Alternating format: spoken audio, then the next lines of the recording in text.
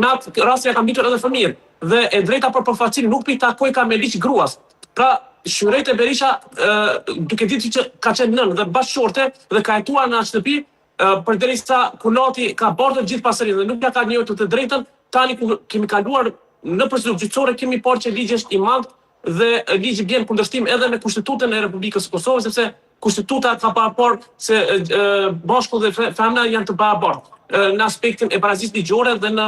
aspektin të drejtave ligjore. Andaj, rasti i Shyrete Berishës duhet na shqetësoj dhe është një kamban për gjithë neve se edhe ligji është diskriminues në raport me trashëgiminë ku duhet të trashëgojnë femrat në pasurinë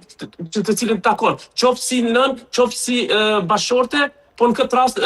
kunatat, kunetit, në këtë fakt gjithmonë t'i privojnë rejat e tyre nuset që të marrin pasuri nga pasuria e babas, sepse ti je gjak i huaj dhe nuk duhet të kesh një pasuri. E duhet ditur se ajo ka pasur kontribut, ka jetuar në shtëpi, ka pasur fëmijë, por që ligji nuk po ja nik ka të drejtën